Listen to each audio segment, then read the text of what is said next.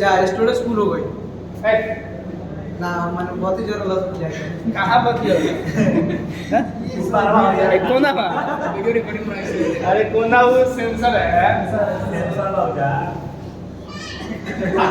देखो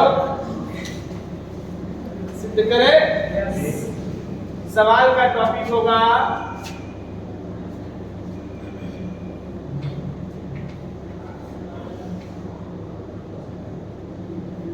विद्युत बल्ब के लिए कूलॉम्ब के नियम का गणितीय व्यंजक। ठीक है, यानी तो कूलॉम्ब का नियम है उसको गणित के पदों में यानी आंकिक पदों में कैसे हम कन्वर्ट करेंगे ताकि हम आंकिक प्रश्नों के लिए उसका फॉर्मूला प्रयोग कर सकें। उसके लिए सबसे पहले हमारे पास कुछ प्रूफ होना चाहिए। अगर से कोई व्यक्ति मुजरिम है, हत्यारा है, तो उसके लिए सबूत चाहिए ना। ऐसे ही बोल देंगे तो बढ़िया से कुटाई हो जाएगा। उसके बाद ना जज का नाम सुनना चाहेंगे ना अदालत का नाम सुनना चाहेंगे। सुनने के नाम से ही क्या होगा, अदालत का नाम होना शुरू हो जाएगा। ठीक है, किसी पर आरोप लगाने से पहले हमारे पास प्रूफ चाहिए, हमें सिद्ध करना है। मान लिया व्यंजक याद करना है तो हमारे पास प्रूफ होना चाहिए। कूलॉम्ब का नियम किसके लिए लागू होता है? आवेश के लिए। तो क्या चाहिए हमें? सबसे पहले दो आवेश चाहिए, दोनों आवेश एक दूसरे से r दूरी पर स्थित भी होना चाहिए, तब जाकर हम बना सकते हैं। तो मानेंगे यहां से कि माना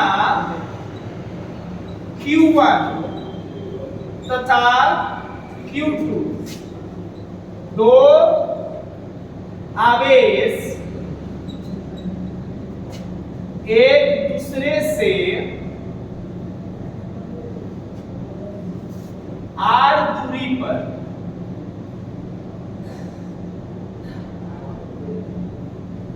स्थित है। ठीक है, अब यहाँ फोटो में आप सबसे तो यहाँ पर आपका Q1 है और यहाँ आपको दूसरा आवेश Q2 है। इनके बीच की जो दूरी है वो दूरी कितनी है? r। अब आप बताओ कि बल की जो हम बात की है, बल तो सदिश है ना, तो जो इसकी दूरी है उसके अनुदिश कोई सदिश वेक्टर भी काम करेगा। r वेक्टर जिसको अभी इकाई सदिश मान के चले तो r कैप की बात करेंगे। r कैप लिख लीजिए या r वेक्टर दोनों से।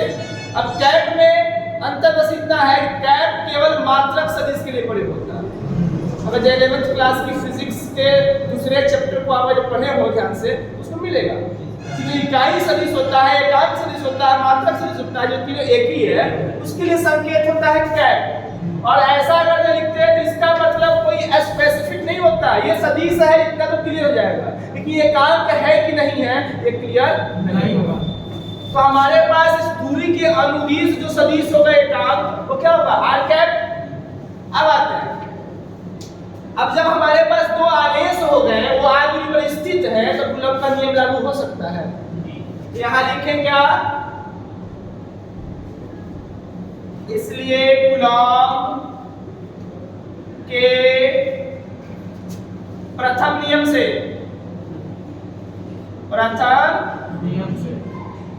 क्या कहता है प्रथम नियम? दूरी नियत होनी चाहिए। बल जो है आवेशों के परिमाण के गुणनफल के समानुपाती होगा, अर्थात F जो होगा Fe वो वैरेजेस होगा किसके? Q1 वैरेजेस मतलब समानुपाती। ठीक है, Q1 क्रॉस Q2। ठीक है, अब आते हैं तथा इसको अगर आप कहें तो समीकरण 1 लिख सकते हैं। यहाँ पर ये समीकरण 1 हो गया ना। दूसरा नियम कूलॉम्ब के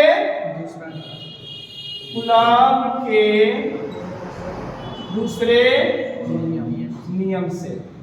दूसरा नियम क्या कहता है कि जो बल है उसका मान दूरी के वर्ग के व्युत्क्रमानुपाती होता होता है, अर्थात F average 1 by R square.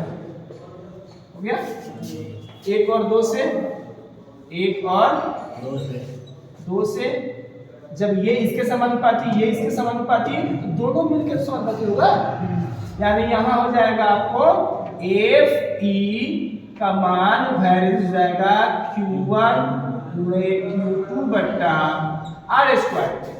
ठीक है, अब हमें तो गणितीय व्यंजक के रूप में जाना है, ये समानुपाती चिन्ह हटाना पड़ेगा, और आप पढ़े हैं कि जब समानुपाती या अनुपातिक चिन्ह हटेगा तो वहां पर अनुपातिक राशि है। तो यहां पर हम लिखेंगे, और मैं करके लिखे एफ ई बराबर हो जाएगा के क्या होगा, अनुपातिक राशि के इंटू Q1 इंटू Q2 बट्टा आर स्क्वायर, ये होता है। लेकिन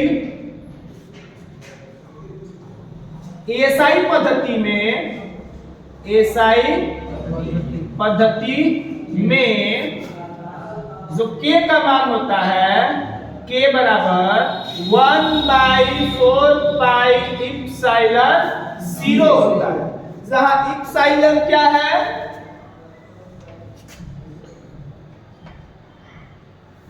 जहां इप्सिलॉन 0 मुक्त आकाश की परावैधता है। मुक्त आकाश बता दो, मुक्त आकाश की परावैधता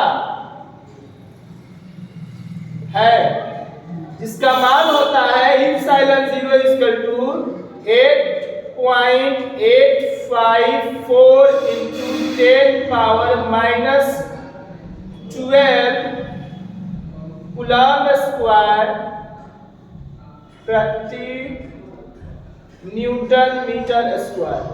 ठीक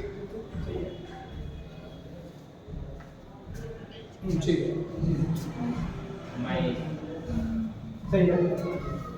इप्सिलॉन 0 का मान 8.854 गुणे 10 के पावर माइनस 12 कूलम्ब स्क्वायर प्रति न्यूटन मीटर स्क्वायर, जिसे हम चाहे तो यहाँ -1 -2 भी लिख सकते हैं, ये स्लैश हटा देते हो, ठीक है ना।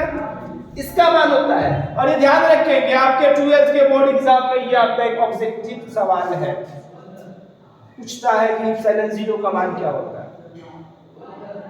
ठीक है, अब जब k का मान इतना है तो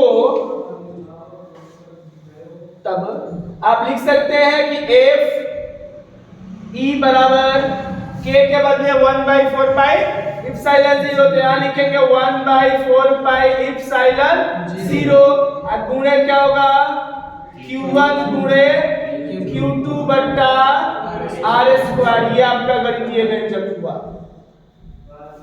इसी चीज को सदिश संकेत में लिखे, सदिश संकेत या सदिश रूप में, सदिश रूप पे, क्योंकि बल तो सदिश है, उसका सदिश रूप देंगे तो यहां बन जाएगा वेक्टर एफ ई। ठीक है, इसका तो ये तो सदिश नहीं है, जो सदिश नहीं तो जैसे कैसा रह जाएगा 4 पाई इप्सिलॉन 0 गुणे, आवेश सदिश राशि है क्या, नहीं अदिश राशि है, अदिश है, तो Q1 गुणे Q2, दूरी सदिश है क्या, नहीं, लेकिन बल के साथ है तो है, तो यहाँ पर आ जाएगा आर स्क्वायर, क्योंकि बल की दिशात्मक है ना यहाँ पर, तो यहाँ से आ जाएगा एक यूनिट वेक्टर आर कैप। अब ये आपका हो गया सदिश रूप। जो हम सवाल बनाएंगे आवेशों से संबंधित, उसमें इसका प्रयोग, क्योंकि परिमाण का ही अनुमान ज्ञात करना होता है, तो अदिश रूप ही सबसे ज्यादा प्रयोग होते हैं, बट ऑब्जेक्टिव सवाल में ये सदिश रूप भी पूछा जाता है कि निम्न में से कौन कूलॉम के नियमों का सदिश रूप निरूपित करता है या सदिश रूप में व्यक्त होता है। तो वहां पर आपको ये चीज देखने होगी। इसके साथ नोट में लिख लीजिएगा नीचे, जो आगे आपको न्यूमेरिकल में मदद करेगा कि 1, नोट में लिख लीजिएगा 1/4 पाई इप्सिलॉन 0 का मान कितना होगा।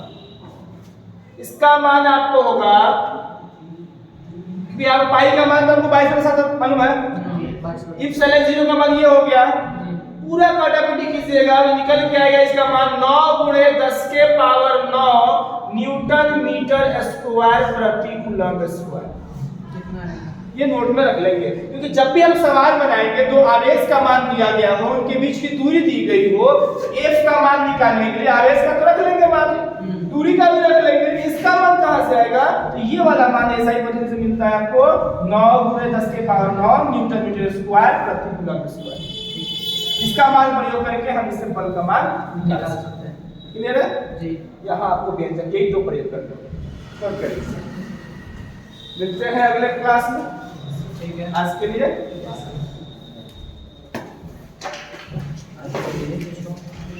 आज के लिए बस इतना ही। बुझा? आप बाउंस कर गया।